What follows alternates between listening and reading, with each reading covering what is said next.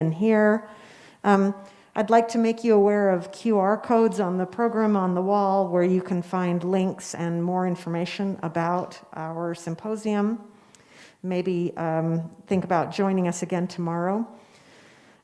We offer a humanities degree, a bachelor's degree here at UVU, and in it we study all performance and visual arts and literature to investigate what it means to be a human being. If you are interested in what we're doing here or interested in learning a little bit more about our degree, you can talk to one of your professors. You can also Google us at the UVU Humanities program and learn more about our curriculum and our faculty. We're going to have a question and answer session after Mr. Merendino speaks, and I want to let you all know here on site that when and if you ask a question, make sure that you speak right into the microphone so that we can hear on site and they can hear at home. And those of you that are at home, you need to be logged into your YouTube account in order to have access to the chat, and there ought to be a prompt at the bottom right hand of your screen to sign in so that you can also submit questions if you would like to. And now I'm going to invite the newest member of our faculty, Christina Gibby, to introduce Mr. Merendino. Okay, it's a pleasure to introduce James Merendino, an award-winning American filmmaker who began his career mentored by producer Dan Melnick. At age 21, Merendino directed the B picture Witchcraft IV. I'm not sure what B picture means in this context, but Witchcraft IV. He went on to make several festival-acclaimed films, including a Lynchian thriller, Toughguy, Heather Graham, Lisa Zane, and CarrieAnne Moss. Ooh, CarrieAnne Moss. And a gay-themed tragedy, A River Made to Drown In, with Richard Chamberlain and Michael Imperioli. Merendino's next film, SLC Punk, with Matthew Lillard, Devon, Sawa, and Jason Segal, premiered in Sundance and was released by Sony Pictures Classics. The film became a cult classic and was nominated for the Independent Spirit Award.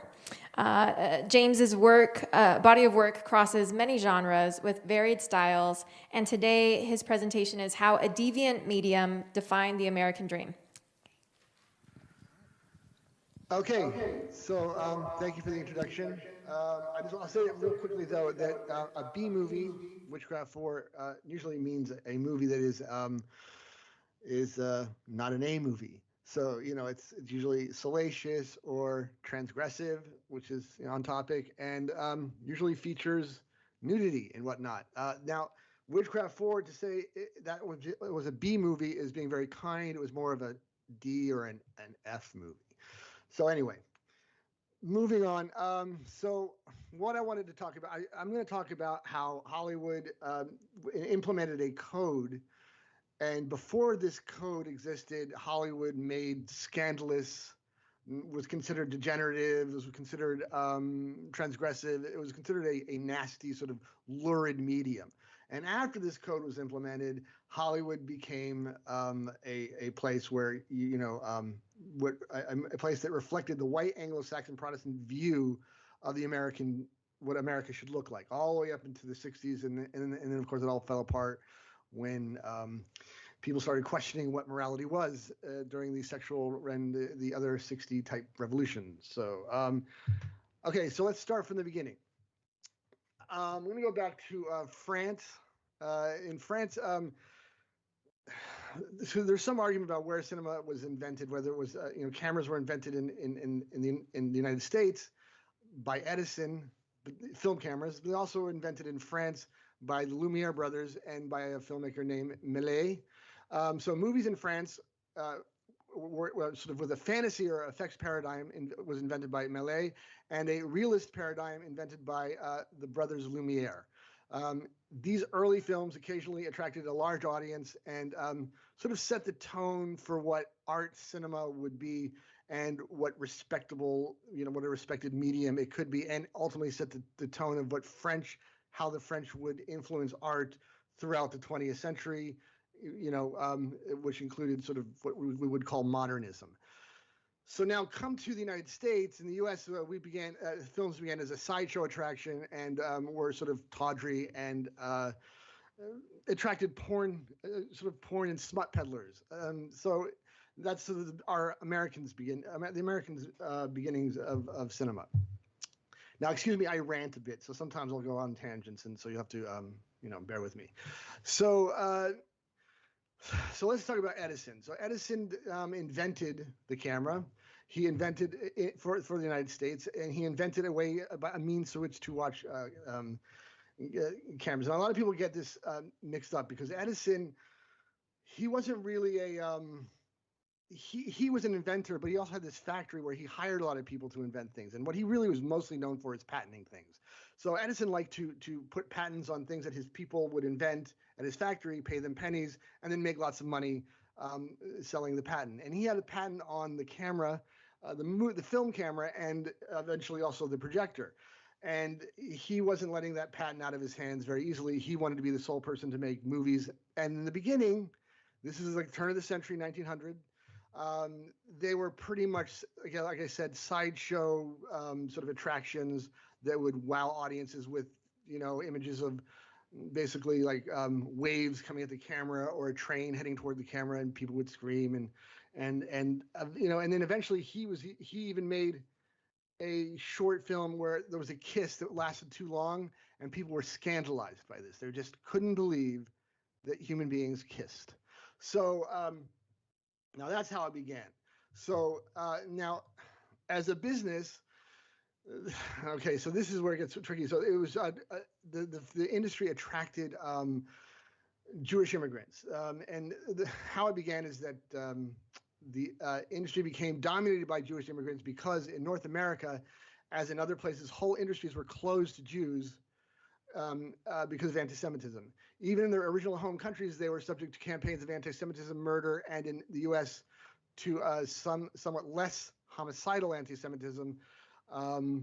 They were still not allowed into certain businesses. They were, however, in the garment industry, and they were also involved in vaudeville, and they had brought Yiddish theater, so they did have a sense of showmanship. So they figured that this industry was wide open to them. They could make movies. It was pretty much allocated to people who were just making sort of, as I said, lewd programming and degenerative, covering degenerative themes and whatnot. And so a bunch of sort of aspiring Jewish immigrants who were looking to make it in the New World took this medium and created companies out of them. So a guy like Carl Laemmle, who had come from Germany, who was a Jewish immigrant, or Louis B. Mayer, or a guy named Lowell, and a couple other guys. Hold on. Carl Laemmle and Metro, Golan, Mayer, the Warner Brothers, who weren't Jewish immigrants. They came from Canada, but all their fathers are Jews, so they're first generation. And they all came to New York and they started these industries. And then Edison said, "No way, you're not getting the patent to my movies because you're Jewish." So they fled to Los Angeles. They went to Los Angeles and they took to avoid his patent, to avoid getting sued, because they're basically 3,000 miles away. So it was hard for Edison to sue them all the way over there. And if they wanted to, they could pack up their business and they could run to Mexico and avoid any lawsuits. And so also because of the weather and whatnot, they moved the entire industry that they had created all the way out to the West Coast. And they started making these sort of movies pretty much in the beginning unchecked. But as they also set up distribution through their theater, they started building theaters across the country. It was decided that films weren't covered under the under free speech. They were considered a business, and so they weren't allowed to. Hold on.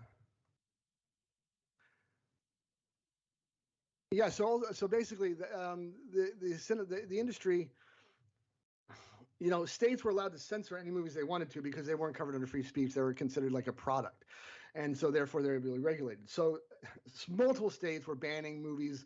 Whatever they made were pretty much censored, and it was pretty helter-skelter. But I don't think they cared because the money was coming in pretty freely to the to the moguls in Hollywood. And they set up their studios, and the major studios that exist now were invented by these same people I just mentioned, like Zucker and Laemmle and those guys. So now they were all considered to be degenerate, as I said before. They were making these movies that were pretty smutty, and involved crime and involved prostitution and whatnot. And they're sort of they're all sort of fun, but I guess the Catholic Church became really concerned about these movies decaying the moral fiber of America. In fact, they went as far to say that Hollywood was the greatest threat to human civilization, and they sort of started putting pressure on the government to censor Hollywood in a more sort of federal level, so that Hollywood could not just make movies. And they really wanted to do is rob these Jewish immigrants of their business. So the Jewish producers in Hollywood got together, and they found this guy named Will Hayes, who was head of the Republican National Committee. He was also a guy, I think he might have tried to run for president. He was a postmaster general or something like that. Anyway, so they gave him $100,000 a year around 1927, and he partnered with a Catholic priest last name Lord, Father Lord, and together with a guy named Thalberg, who was a big producer who had partnered with Louis B. Mayer, Samuel Goldwyn to start MGM. In fact, he's the guy who famously said, "No Civil War picture will ever make a nickel" about Gone with the Wind, which eventually made more money than any movie that's ever been made. So he, although he was kind of a genius as far as I'm concerned, this is Thalberg. So Thalberg got together to try to settle this with Hayes, who they brought out to self-censor so they could keep Washington out of their business. So they literally brought this guy who Hollywood already agreed with was a sort of straight-thinking Protestant man who understood what was morally correct, and they got together and they came up in around 1929 a list of rules that Hollywood would follow, and the rules are kind of fun. So these are the rules that Thalberg and Hayes and the Catholics all agreed on. Number one, pointed profanity. So obviously, which includes words like God, Lord, Jesus, Christ, unless these were used reverently by sort of in terms of their religious context. Words like damn, gawd, G-A-W-D, and any other profane or vulgar expression, however it may be spelled. So then the number two was any sort of suggestion of nudity, silhouette, any kind of even like a naked ankle, right? So that was considered don't. And then there was also illegal trafficking of drugs, any inference of sexual perversion, prostitution, mixed race marriages, or even relationships, sex hygiene or venereal diseases, because these movies before this period included all of these things. They were never had to face these kinds of problems. Then scenes of actual childbirth. They obviously didn't want people to know how babies were made. Scenes, child sex organs, which that's a good thing. Ridicule of the clergy. You cannot ridicule the clergy then, any clergy. And willful or offensive of nation, race, or creed, which is interesting that's one of them because they still found a way to be incredibly racist with still following this rule. And then there were the things to be mindful of, which were sort of things like, the way you used the American flag, the way you dealt with other countries in terms of their beliefs and their religions, arson, the use of firearms, brutality, the depicting murders in movies, rape or attempted rape. These are things that you had to sort of be careful about. Surgical operations, the use of drugs, excessive or lustful kissing. These were sort of more like just be careful, part of this list. Now, this list went into effect in 1930 under the organization was called the Motion Picture Producers and Distributors of America, or the MPPDA, and it was ineffectual. Producers sort of saw it as a guideline. They said, you know what, we're not going to follow these things. 1929 was we saw the crash, so the Depression hit, and even though it hit the studios, it didn't hit them as hard because people were still going to go see movies. They lowered ticket prices. So you can imagine during the Depression, when you're going to a soup kitchen and you're unbelievably poor, the only thing, for a nickel, you could go into a movie and completely escape whatever it is you're dealing in the world. So Hollywood was still making a lot of money as compared to a lot of other industries. And that also really kind of scared the crap out of, the Eastern companies that were, sort of suspicious of these Jewish people. Because remember, anti-Semitism in this country was really big, and it continues to be really big. Wendell wanted me to get into this the conspiracies about Jews because I think now I'm digressing, but the conspiracy about Jews is like so old, and I'm sure you all know probably a lot about it, but it extends all the way to today, where people still, when they say things like the Hollywood elite or the deep state or other such types of, the media are eating babies and sacrificing babies and whatnot, they are referring, or they're speaking code for Jews are doing this, because this is an old Jewish trope that they've used for almost 1,000 years. It was because this is how they blamed the Black Plague on the Jews. They were saying that they were killing babies to eat them so that they could get their blood and become immortal or some crap like that. So it still goes on, even though today the Hollywood industry is not run by Jews anymore. Today the Hollywood industry is run by a lot of Republican lawyers from Harvard. So if you don't believe me, I can show you. But anyway, I digress. So that was for Wendell. I don't know if you're here, but that was for you. So anyway, so let's get back to the Hays Code. So in the beginning of the Hays Code, these guidelines were suggested, but they weren't implemented. So they continued to make these really radical movies. You should check some of them out. I would suggest Three on a Match. Actually has one of Humphrey Bogart's first performances. It's really it's crazy. I mean, it's just filled with she becomes a drug addict and a prostitute. She ends up killing herself. Oh, spoiler alert. Watch the movie. Anyway, there were a bunch of them. Even Dracula was a pre-Hays Code movie. You couldn't make Dracula during the Hays Code because of the sexual and sort of insinuation between Dracula and the way that he would seduce. Because you also couldn't glorify criminals or evil people. And of course, there was some pushback on this as well from certain people saying well, if you can't describe criminal acts and you can't describe the revolution, you can't describe the Boston Tea Party, you can't describe all these other things that Americans did in order to gain their freedom, but their liberty from paying taxes from the British.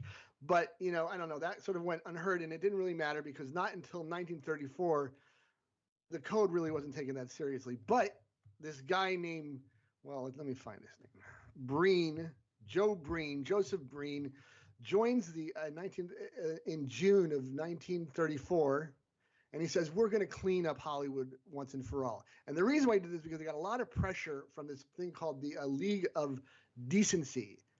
It was the Catholic League of Decency. They were concerned about the children, ironically. So they come, they are about to shut down Hollywood. They're lobbying Washington. They're marching in front of Paramount Studios, and they're about to shut it down.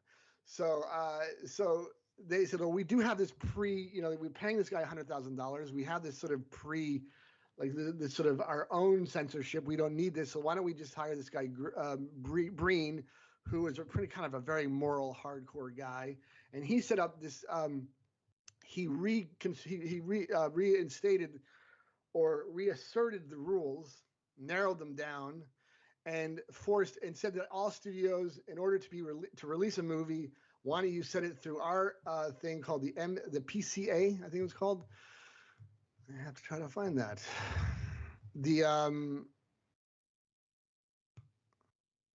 Hold on. Sorry about this. So this is the Breen area. Yeah, it's called the PCA. So Joseph Breen, said in July, said that all movies coming out from that point forward would have to have the seal of the PCA, which meant that all scripts would pretty much go through Breen. So whatever studio, and since the studios monopolized all movies in America because they had all the theater chains, nothing was going out unless it had this seal of approval. Basically, any script that you wrote this guy would rewrite, and it would be done through his lens and his moral judgment. And so suddenly movies went from wildly diverse and degenerate and transgressive and all the sort of interesting and fun things about cinema, and they suddenly become unbelievably homogenized.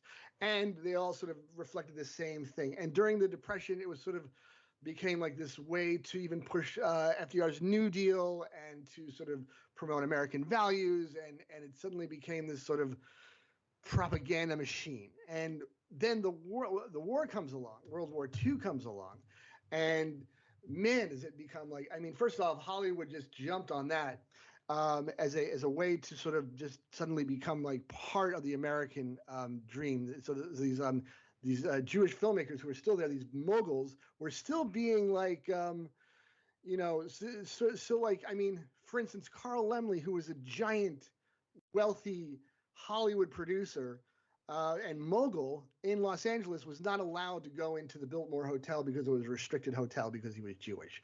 So, I mean, no money didn't matter. So like, but the war afforded them an effort, and the code gave them so they saw a way to be able to matriculate into the American culture. So they started making these propaganda movies for the war. And the way that Breen saw it over at the PCA was that it was a way to sort of help people understand why their kids were getting killed, and they were getting these letters home from the War Department. They would say, well, why was my kid killed? They could go to the movie theaters. They could find out. They would see these wholesome movies about good American values that were being protected by their kids, and it sort of made sense. However, by the end of the war, in 1945, of course, the PCA was still going strong, and the movies were still going through his vision and his eyes. So the concept of the Ozzie and Harriet White Anglo-Saxon Protestant vision of what an American is, because for a long time now America's a superpower because it just won the war. Before that, America was sort of confused about what it had an idea that the American dream was a place where you could come to America and you could make it. Then it sort of transformed into like, what does that mean though? So Hollywood sort of defined that as this sort of like wholesome, these are Christians, you have a family, you get married, you don't show people in bed together because apparently they don't have sex, children come from storks. That's when you started seeing, and if you did see a bedroom in a movie, they're like separate, like people didn't sleep together in movies or in that world. And so like any kind of like any allusion to homosexuality, any allusion to mixed race marriages, any way of sort of glorifying a criminal or demonizing police, anything like that was gone. This was a completely 40s from 1940 until a court case in 1952, which gave the Supreme Court deemed that Hollywood was protected by free speech. From that period, 800 movies a year came out pushing this idea, not only in America of what America looks like, but all over the world. And suddenly, these degenerate immigrant Jews who were still there, a couple had died, but mostly they were still there and still in power, were now the people who decided through this guy Breen how the world would see America and how America would see itself.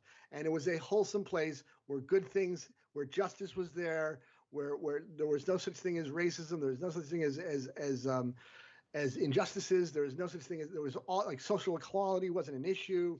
Everyone had a stake, everyone had a piece of the pie, and of course it was all nonsense. And it ended up falling apart. Well, of course, in 1952, when it became free speech, the code continued. The code continued all the way up to 1968. It was challenged, and the reason why it kept up was because of this monopoly that the studios had over all of their theaters, and so nothing was really showing in those theaters, and so it was challenged by a guy named Otto Preminger. I love this guy because he challenged a couple of things. Otto Preminger is a director from Germany who had fled. I think he had come during the Nazi era, and he was like, he's a German impressionist, was out of there. And when he came to Hollywood, he was really a bold guy. He refused to put one of his movies. He was so powerful. He was making such big movies. He had so much influence for some reason. I still don't understand why. He's a super hip dude, though. He in the '60s said, "I'm not going to put my movie. I don't want that crap certificate on this movie. If you guys want to release it, it has to be done this way. I don't want their approval. I don't want their censorship." I forget what the name of the movie was. Something Blue Wedding or something like that. So he forced them to put it out, and that broke the code. And then suddenly the PCA became the MPAA, which was a rating system that was based on age, which is what we have today. The other thing that he broke, Otto Preminger, which is interesting, is that he broke the stranglehold of the Red Scare, which is an important part of this, because the Red Scare was this fear of communists infiltrating Hollywood, and Hollywood's willing, the same producers who self-implemented the Hays Code also self-implemented blacklists to keep communists out of Hollywood, because they just wanted to make sure that that Washington never got involved with their business. So they fully cooperated. The producers fully cooperated with the House of Un-American Activities, which was rooting out communists wherever they found them, in academia, in government, and in Hollywood. And a lot of people lost their jobs, and a lot of people weren't able to write. They had to write under pseudonyms and stuff because they got on these lists, even though they might not have been communist. But I mean, again, it's a free country, so you should be able to be whatever you want. A lot of writers did sympathize with unions and sort of equal pay, equal work, and all this stuff. So, and, collective bargaining and seize the means of production and all these things. So they were all sort of blacklisted until Otto Preminger comes along with a movie called Exodus, and it was written by hold on, I forget his name. It was written by a guy who had been blacklisted for years, and I can't believe I'm not remembering his name. Exodus movie. No, I can't. 1960. It was directed by Otto Preminger, and it was written by. Just give me a second, because I'm almost done here. Donald Trumbo. So Donald Trumbo. So Dalton Trumbo. Okay, so Dalton Trumbo had been blacklisted for years. He was writing under a pseudonym. I think you might have seen a movie with the guy from Breaking Bad. Played him. Anyway, he had written out of Mexico and was writing under a pseudonym. Had actually won a couple of Academy Awards for movies that he had written, but under somebody else's name. And Otto Preminger said, "You know what? If his name is not on this movie, then this movie doesn't get distributed." Once again, Otto Preminger coming to break the norms, PCA, and it ended the Red Scare in Hollywood. So but basically, in a nutshell, that's how I feel. And it is my opinion that Hollywood went from a transgressive medium to the medium that literally defined what is moral and just about American culture. So I think that covers it. So I want to open it up to questions, because I know that I rambled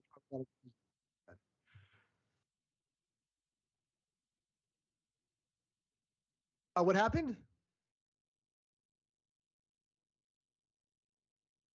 Oh, well, I said, okay, so what about me saying, like, I've sort of said that this is my opinion on how cinema went from the Hollywood movie business went from a transgressive medium filled with sort of outcasts and outsiders and people who are being discriminated against, to the medium that set the standard for what was considered the moral America that people, aspired to. So with that being said, I know that I probably digressed a lot, and I probably said a lot of things quickly or confusingly. So please ask me questions and I can clarify. Thank you. And I see nobody, so it's a little weird.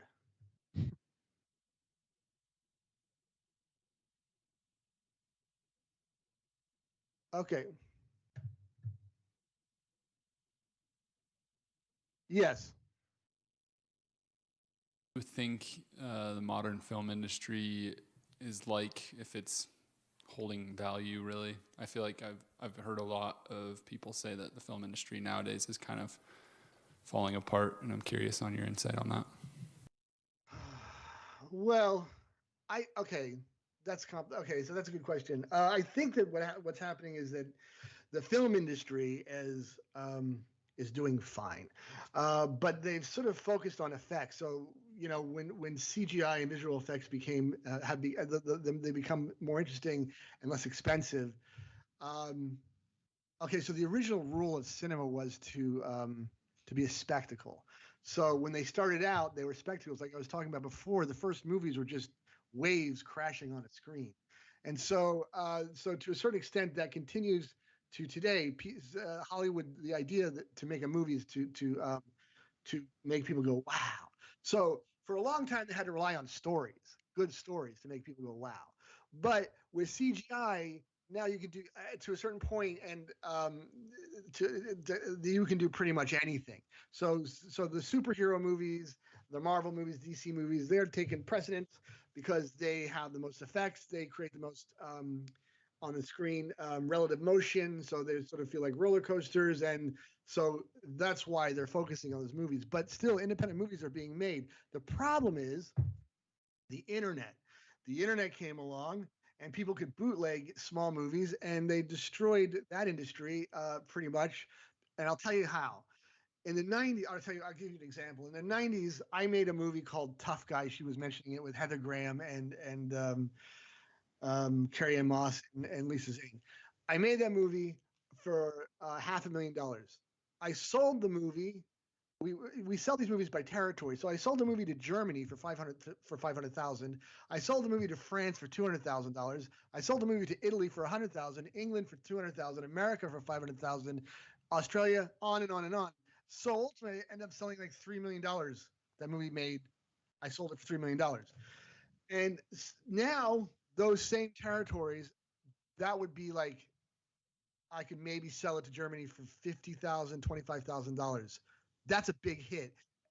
And so literally the only people that can make independent movies that make money are dilettantes that are willing to lose money. So what happened were, like, a lot of my colleagues and even myself, we've gone over to TV because all the really interesting stuff is happening on the series. In fact, most of what you see that's happening in independent style cinema is literally just on those TV shows, the HBO shows and so forth. So I think that's sort of it's that migration over to TV and to series. So I don't know if that answers the question. So I mean, as a business, it's doing fine.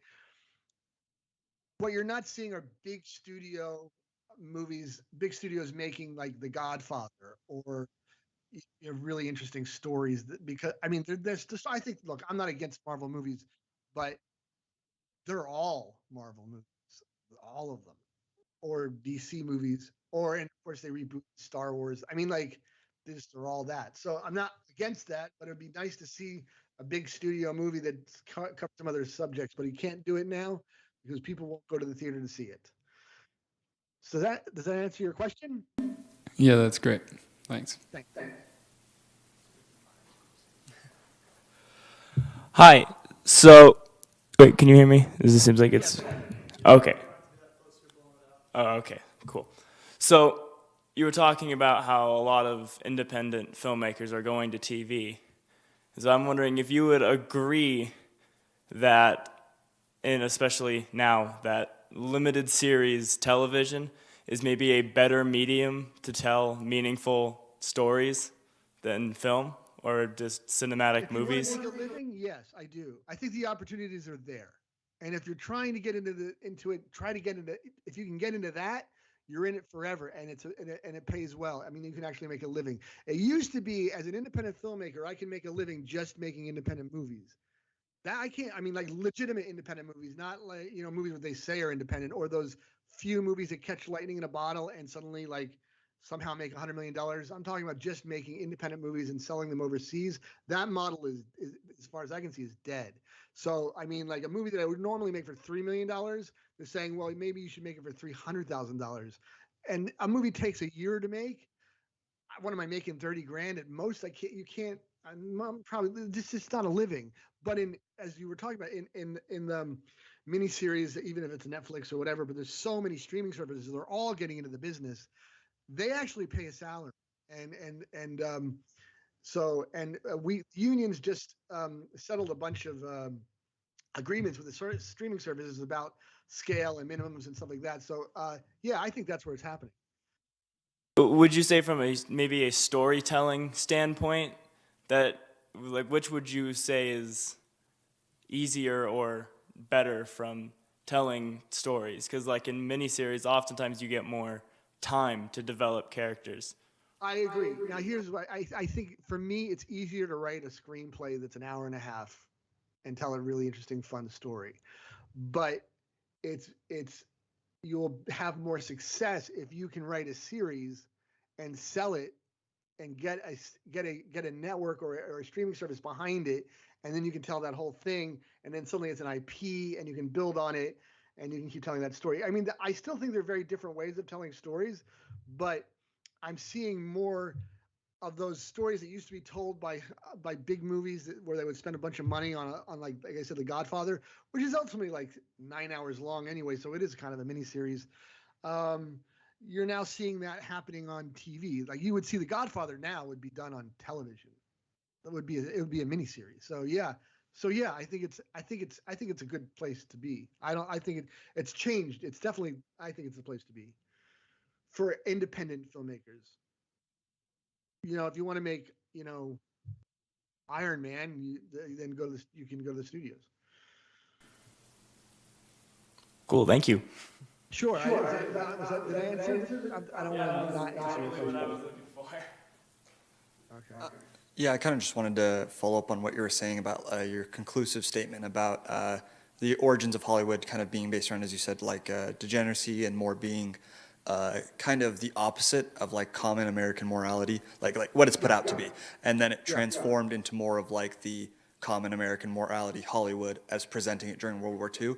I found that really interesting, and I was just wondering where you think that modern Hollywood plays into that, whether it's more leaning to the start, more leaning towards around World War II, or if it's in its new area by itself. I think it's a little bit of both. I mean, okay, so you can't like ignore what happened in the 60s with the sexual revolution and the way that, you know, that generation just destroyed sort of what they considered to be moral. So morality has been redefined. So, you know, before that, morality was being viewed through a Catholic and a Protestant lens, and through a sort of idealism through this particular guy, Breen.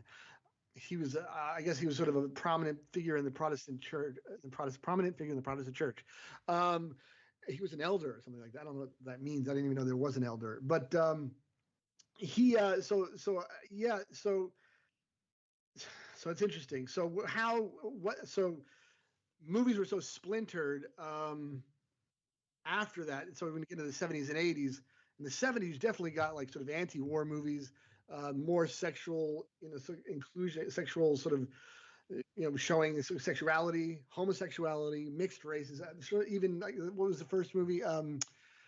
Guess Who's Coming to Dinner? You know, would never have been made during the code. These like were sort of like code busters. But now, if you're talking about major cinema, I think a lot of those Marvel movies reflect almost like a World War II ideology, like propaganda. Though a lot of people are accusing them of being too woke because they put women in there or black people in the characters. I don't know what that means nothing to me. I do think that conservative, sort of jingoistic values are still pushed by the studios, like the way they were. They've kind of reverted back to that, like they were during World War II. I really do think so. I mean, Superman and Captain America are products of propaganda, and they're just as big today as they were then. So I don't know. That's an opinion, though. I don't know that that's true, but that's an opinion. And I know a lot of Hollywood. Look, she said I worked for a guy named Dan Melnick. He was the first guy I worked with. He worked a lot with, when he was coming up, with Louis B. Mayer and those original. You know, he was a very old-timey Hollywood guy. He was a mogul. He was the head of MGM and Columbia. He wore a pith helmet and he had a riding crop. And it's interesting that a lot of his opinions about how movies should be made are still, like, you know, have been, you know, sort of have been resurrected. Again, TV series don't necessarily do the same thing that movies do. But anyway, this is my opinion. Thank you. Sure. Hello, James. Can you hear me? Yeah, how you doing? Good. This is Wendell. First of all, thank you Wendell. for all of this. I appreciate it. I've got a couple of great questions from the internet for you. All right, this is Roner with how inclusive and representative movies and award shows are today. What are some more obscure or subtle ways that censorship still exists in the modern film industry?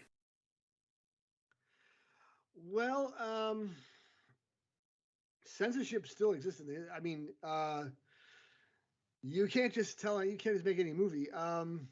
There's still some things that are holdovers from the code, like nudity is still sort of frowned on in a lot of ways. You've seen it disappear from movies. There's it's interesting, like that was sort of coming from the moral majority, from sort of the religious, but now sort of you're getting a pushback from the far left.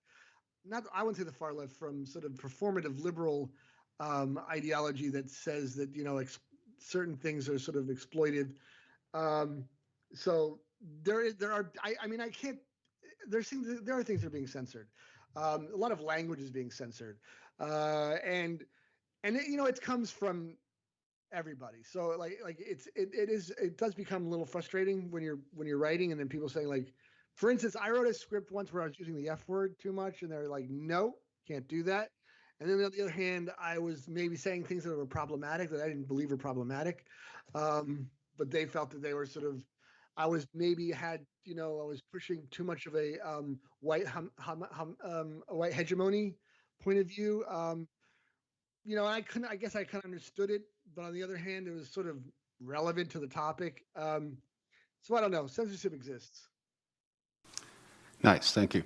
This is from Michelle. Is Netflix really a worthy replacement of independent films artistically? Netflix? Oh no, I don't. Depends. Some Netflix shows are okay. Netflix does a lot of purchasing of independent movies. So they've done they kind of saved a lot of filmmakers. So can they replace independent cinema? Can Netflix? No. I mean they could if Scott Stuber. Services in general, maybe, as far as the artistry. Yeah, I think they can. I think certain shows do. I think some shows can achieve what independent movies are achieving. I mean, I don't know. I know it's a bit weird, but the movie Fargo as an independent movie is a great independent movie, right? The TV show Fargo, the first season, is equally as great. Check it out. I mean, so I don't know. I guess it's a question of taste.